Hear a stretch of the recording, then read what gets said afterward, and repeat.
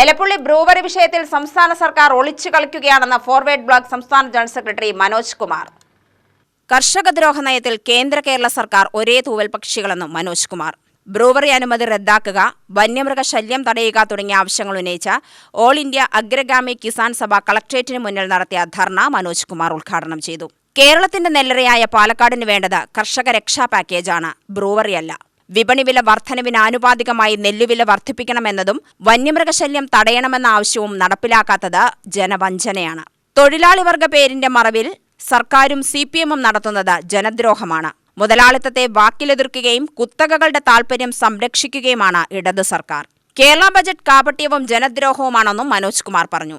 എലപ്പുള്ളി പഞ്ചായത്തിൽ ഒയാസിസ് എന്ന കരിമ്പട്ടികയിൽപ്പെട്ട ഒരു കമ്പനിക്ക് മദ്യനിർമ്മാണത്തിന് വേണ്ടിയിട്ടുള്ള ഫാക്ടറിയും സംവിധാനവും ഉണ്ടാക്കുന്നതിന് വേണ്ടി നമ്മുടെ സർക്കാർ അനുമതി കൊടുത്ത വിഷയമാണ്. ഇതുപോലുള്ള വിഷയങ്ങളെ സംബന്ധിച്ച് സംസാരിക്കുമ്പോൾ ആ സംസാരിക്കുന്നവരെയൊക്കെ വികസന വിരുദ്ധരാക്കുക എന്നുള്ളതാണ് പരിപാടി.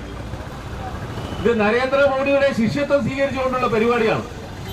കാരണം ജനാധിപത്യ വിരുദ്ധമായിട്ടുള്ള പ്രവർത്തനങ്ങളെ സംബന്ധിച്ച് സംസാരിക്കുമ്പോൾ നരേന്ദ്രമോദി ചെയ്യുന്നത് ആളുകളെ വികസന വിരുദ്ധന്മാരും അതുപോലെ തന്നെ അർബൻ നക്സലൈറ്റുകളും തീവ്രവാദികളും ഒക്കെ ആക്കുന്ന ആ പാരമ്പര്യത്തിന് ശിഷ്യത്വം വഹിച്ചുകൊണ്ട് ഇവിടെയും ഇതുപോലുള്ള ഒരു ജനകീയ വിഷയം ഉയർത്തുന്നതിന് മുമ്പ് തന്നെ ഇവിടെയുള്ള ധാർമ്മിക രോഷവുമായി ഇവിടുത്തെ സർക്കാരിന്റെ ആളുകളും ഇവിടുത്തെ സ്വന്തം മന്ത്രി MP രാജേഷും ഒക്കെ മുന്നിട്ടിറങ്ങിയിരിക്കുന്ന സാഹചര്യമാണ്.